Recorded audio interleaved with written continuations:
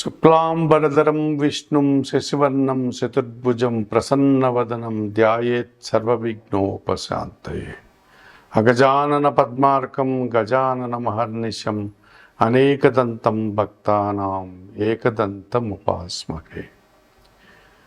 నీలాంజన సమాభాసం రౌపిత్రం యమాగ్రజం ఛాయామార్తాండ సంభూతం తం నమామి శనీశ్వరం.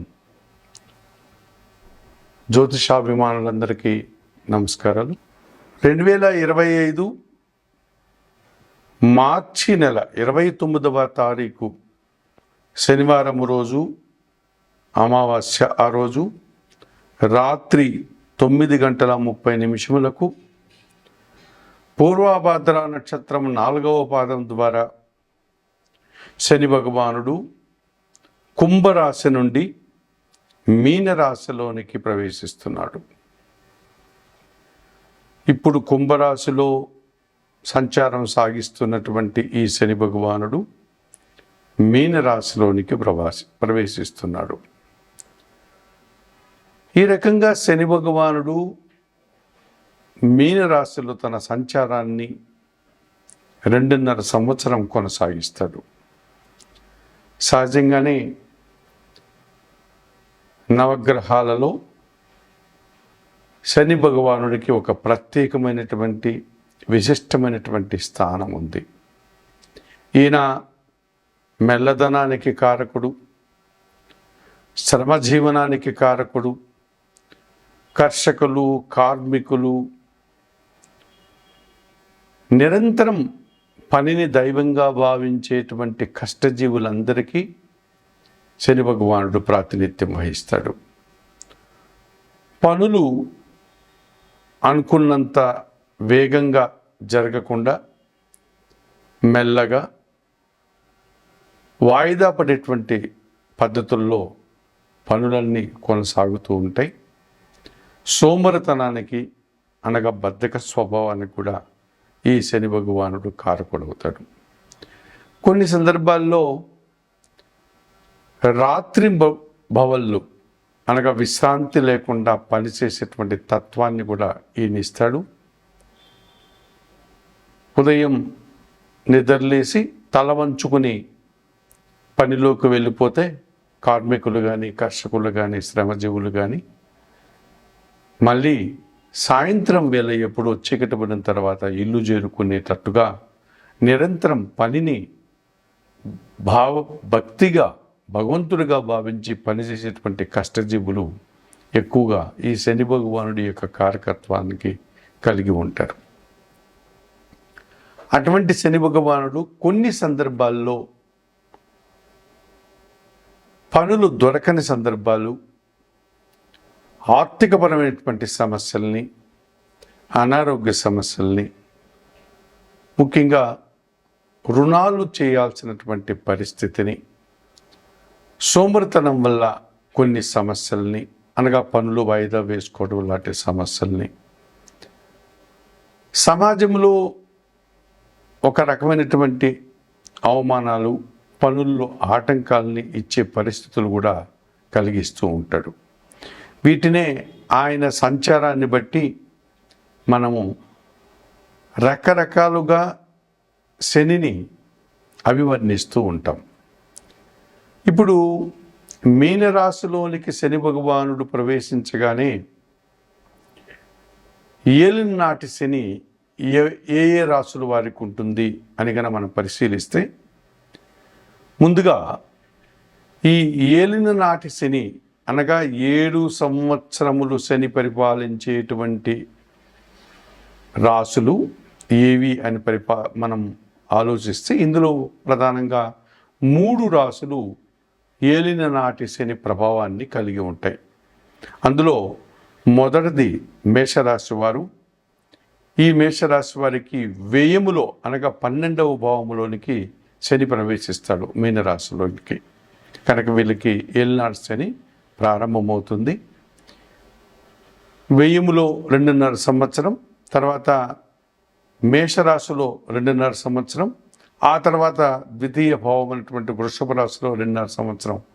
ఈ వ్యయము, జన్మరాశి, ద్వితీయ భావం ఈ 3 రాసుల్లో 3.5 సంవత్సరాలను కలిపి ఏలిన నాటి శని అనగా 7.5 సంవత్సరాల శని అని పిలుస్తూ ఉంటాం మనం.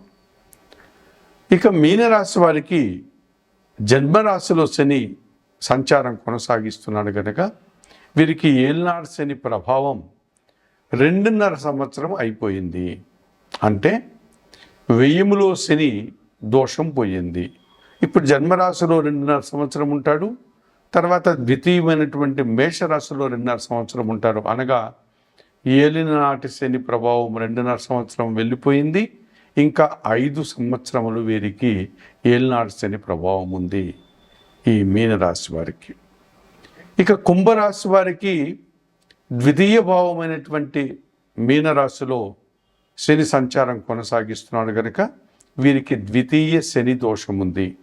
అనగా ద్వితీయ భావంలో శని సంచరిస్తున్నాడు. అనగా ఏలినాటి శని ప్రభావం కుంభరాశి వారికి 5 సంవత్సరాలు పూర్తయింది. ఇంకా 2.5 సంవత్సర కాలం ఉంది.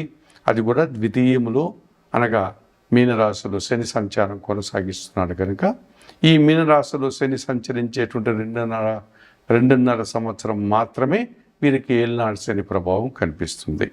ఈ రకంగా మేష మీన కుంభరాశుల వారికి ఏలినాటి శని ప్రభావం ఉంది. ఇక అర్ధాష్టమ శని ప్రభావం ఎవరికి ఉంది? అర్ధాష్టమము అంటే అష్టమము అనగా 8, అందులో సగాన్ని అర్ధాష్టమము అనగా చతుర్థ భావము. ధనస్సు రాశి వారికి మీనరాశిలో శని సంచరిస్తున్నాడు కనుక అది 4వ భావం కనుక అర్ధాష్టమ శని ప్రభావం అనగా చతుర్థ శని ప్రభావం వీరికి ఉంది. ఇక అష్టమ శని ప్రభావం ఎవరికి ఉంది? సింహరాశి వారికి అష్టమ భావంలో అనగా మీనరాశిలో శని సంచరిస్తున్నాడు కనుక అష్టమ శని ప్రభావం అనగా అష్టమ శని దోషం వారికి ఉంది.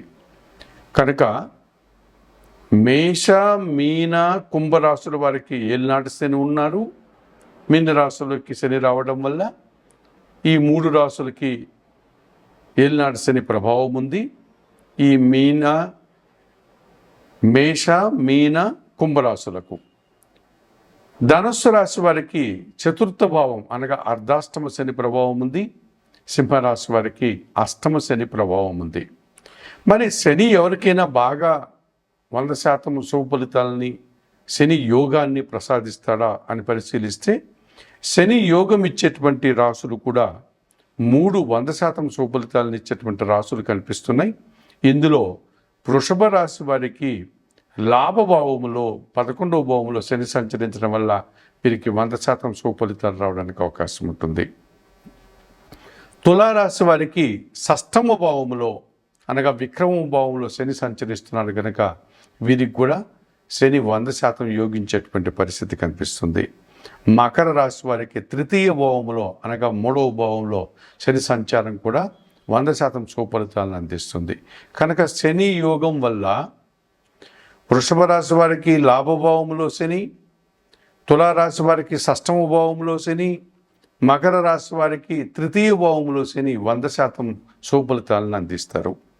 అలాగే శని ఒక 50% నుంచి 60% వరకు శుభ ఫలితాలను అందించేటువంటి రాశులు కూడా ఒక 2 కనిపిస్తాయి మనకు. ఇందులో ఈ 60% శని ప్రభావం కలిగినటువంటి రాశి మిథున రాశి అని చెప్పుకోవచ్చు. ఎందుకంటే మిథున రాశి వారికి దశమ భావములో శని సంచరిస్తున్నాడు. ఈ రకంగా అష్టమ భాగ్యాధిపతి అయినటువంటి శని భగవానుడు దశమ భావంలో రావడం వల్ల వీరికి పని పెరుగుతుంది. ఆ పనికి తగినటువంటి ఫలితము, ఆ కష్టానికి తగినటువంటి రాబడి లాభము అందుకోగలుగుతారు. కనుక 60% శని ప్రభావం మిథున రాశి వారికి ఉంటుంది. ఇక శని ఒక 30-40% మాత్రమే యోగిస్తూ ఎక్కువ ఇబ్బందులు కలిగించేటువంటి రాశులు ఏమైనా ఉన్నాయా అని పరిశీలిస్తే కర్కాటక రాశి వారికి భాగ్యభావంలో శని సంచరిస్తున్నాడు. ఇది వారికి 30-40% శుభ ఫలితాలు ఇస్తుంది. మిగతా వారికి ప్రతికూల ఫలితాలు ఇచ్చేటువంటి వాతావరణం కనిపిస్తుంది. అలాగే కన్యా రాశి వారికి సప్తమ శని ప్రభావం ఉంది. ఆ రకంగా వీరికి కూడా ఒక 30-40% శుభ ఫలితాలు రావడానికి అవకాశం ఉంది. మరి వృశ్చిక రాశి వారికి పంచమ శని ప్రభావం ఉంది. వీరికి కూడా 30-40% శని ప్రభావం రావడానికి అవకాశం కనిపిస్తుంది. ఇప్పుడు ఈ శని భగవానుడు 2025 మార్చి 29వ తారీఖు శనివారం అమావాస్య రోజున మీనరాశిలోనికి రావడం వల్ల ఈ 12 రాశుల వారికి శని ప్రభావం వల్ల ఎటువంటి సుఫలితాలు ఉంటాయి అన్న విషయాన్ని మనం తెలుసుకోబోతున్నాం. ఎన్ని నిమిషాలు వచ్చింది ఒకసారి చూడు. వృశ్చిక రాశి వారికి మీనరాశిలో శని సంచారం వల్ల ఎటువంటి ఫలితాలు ఉంటాయి? 2025 మార్చి 29వ తారీఖు శనివారం రోజు అమావాస్య రోజున శని భగవానుడు మీనరాశిలోనికి ప్రవేశిస్తున్నాడు కుంభరాశి నుంచి. ఈ రకంగా మీనరాశిలో శని భగవానుడు 2.5 సంవత్సర కాలం తన యొక్క సంచారాన్ని కొనసాగిస్తాడు. ఈ సందర్భంగా వృశ్చిక రాశి వారికి శని ఎటువంటి ప్రభావాన్ని కలిగి ఉంటుంది, శని ప్రభావం వల్ల ఎటువంటి ఫలితాలు ఉంటాయి అని కనుక మనం పరిశీలిస్తే, తృతీయ చతుర్థాధిపతి అయినటువంటి శని భగవానుడు పంచమ భావంలోనికి ఆయన తన ప్రయాణాన్ని కొనసాగించడం వల్ల వీరికి అర్ధాష్టమ శని దోషం తొలగిపోతుంది. అనగా కుటుంబపరమైనటువంటి సమస్యలు వీరికి పరిష్కరింపబడతాయి. కుటుంబంలో పనివారి యొక్క సహకారం అందుతుంది. మీ ఆలోచనలు కొన్ని కార్యరూపం దాలుస్తాయి. సంతానం అభివృద్ధి పదంలో ముందుకు వెళ్ళడానికి అవకాశం కనిపిస్తుంది. అనగా ఈ పంచమ శని వీరికి 40% సుఫలితాలని 60% ప్రతికూల ఫలితాలని అందించేటువంటి వాతావరణం కనిపిస్తుంది. జన సహకారం కొన్ని సందర్భాల్లో బాగా ఉంటుంది, జన సహకారం కొన్ని సందర్భాల్లో ఉండకుండా, అనగా జన సహకార లోపం మీకు స్పష్టంగా కనిపిస్తుంది. జనాలతో మనస్పర్ధలు రావడానికి అవకాశం ఉంటుంది. కొన్ని సందర్భాల్లో మీ ఇంట్లో కానీ బయట కార్యాలయాల్లో పనిచేసే పనివారి వల్ల కొన్ని ఇబ్బందులు మీరు ఎదుర్కోక తప్పదనిపిస్తుంది. అయితే ఎక్కువ శాతం పనివారి సహకారం, తోటి ఉద్యోగుల సహకారం, సంతానం సహకారం, మీ ఆలోచనలు కార్యరూపం దాల్చడం, ఈ రకంగా మీరు శుభఫలితాలని ఎక్కువగా, ప్రతికూల ఫలితాలని తక్కువగా అనిపించే వాతావరణం ఈ వృశ్చిక రాశి వారికి ఈ పంచమ శని ప్రభావం వల్ల ఏర్పడుతుందని చెప్పవచ్చు. 12 రాశుల వారికి ఈ మీనరాశిలో శని ప్రభావం వల్ల ఎటువంటి పరిహారాలు నిర్వర్తించుకోవడం వల్ల ఈ శని ప్రభావం నుంచి బయటపడి మీరు సంతోషంగా ముందుకు వెళ్తారు అన్న విషయాన్ని ఇప్పుడు మీకు తెలియజేస్తూ, ముఖ్యంగా ఏళ్నాటి శని ప్రభావం ఉన్నటువంటి మేషరాశి వారు కానీ, కుంభరాశి వారు కానీ, అర్ధాష్టమ శని ఉన్నటువంటి వారు కానీ, అష్టమ శని దోషం ఉన్నటువంటి వారు కానీ, అనగా మేష, మీన, కుంభ రాశుల వారు, ధనస్సు, సింహరాశుల వారు, అలాగే శని యోగించినటువంటి కర్కాటక, కన్యా, వృశ్చిక రాశుల వారు, వీరందరూ కూడా తప్పనిసరిగా శనేశ్వరుని యొక్క ఆలయానికి వెళ్ళండి. శనేశ్వరుని ఆలయానికి వెళ్ళి స్వామివారిని సందర్శించుకొని అక్కడ అందుబాటులో ఉన్నటువంటి పూజాది కార్యక్రమాలు నిర్వర్తించండి. మనకు తమిళనాడులో కుంభకోణానికి దగ్గరలో తిరునల్లారు అన్నటువంటి ఊరిలో శనేశ్వరుని యొక్క ఆలయం ఉంది. అక్కడికి వెళ్ళి స్వామివారిని సందర్శించి అక్కడ మీరు పూజాది కార్యక్రమాలు నిర్వర్తించుకోవచ్చు. అలాగే మహారాష్ట్రలో షిర్డీ సాయినాథుని ఆలయానికి సమీపంలో శని సింగనాపురం అనేటువంటి మరొక శనీశ్వర ఆలయం ఉంది. అక్కడికి వెళ్ళి మీరు శనీశ్వర స్వామిని సందర్శించి అక్కడ అందుబాటులో ఉండే పూజాది కార్యక్రమాలు నిర్వర్తించుకోవచ్చు.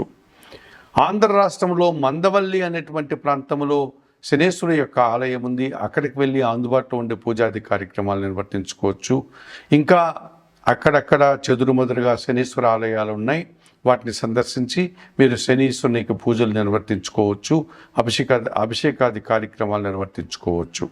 ఒకవేళ అంతటి దూరం వెళ్ళలేని వారు, శనీశ్వర స్వామిని దర్శనం చేసుకోలేని వారు శనివారం రోజున ఆంజనేయ స్వామి ఆలయానికి కానీ లేకపోతే పరమశివుని ఆలయానికి కానీ వెళ్ళి పూజాది కార్యక్రమాలు నిర్వర్తించండి.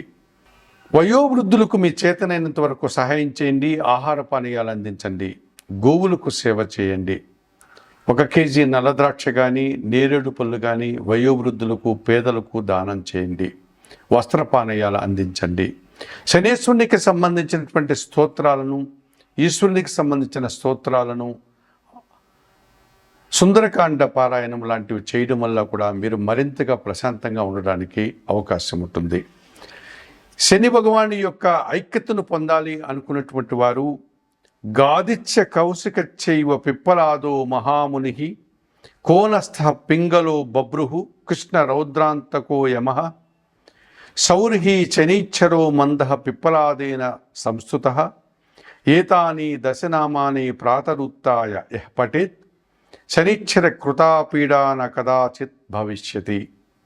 సూర్యపుత్రో దీర్ఘదేహ విశాలాక్ష శివప్రియ మందచార ప్రసన్నాత్మా పీడాం హరతు మే శని తాండవం సహజం యస్య పరమాణుస్వరూపిణ దివ్యరూపం శివం శాంతం వందే శంభుం ఉమాపతిం అని శనేశ్వరుని యొక్క స్తోత్రాన్ని కూడా చదువుకోవడం వల్ల శని ప్రభావం నుంచి మీరు బయటపడి ప్రశాంతంగా మీరు ఉండగలుగుతారు. చెప్పినటువంటి విషయాలన్నీ స్వీకరిస్తూ పరిహారాలు పాటిస్తూ ఈ శని ప్రభావం వల్ల యోగాన్ని పొందేవారు కానీ శని ప్రభావం వల్ల ఇబ్బంది పడేవారు అందరూ కూడా శని దోషాన్ని పరిష్కరించుకునే ఆయురారోగ్యాలతో ఆర్థిక అభివృద్ధిని పొందాలని మనస్ఫూర్తిగా కోరుకుంటూ సర్వే జనా సుఖినో భవంతు. నమస్కారం.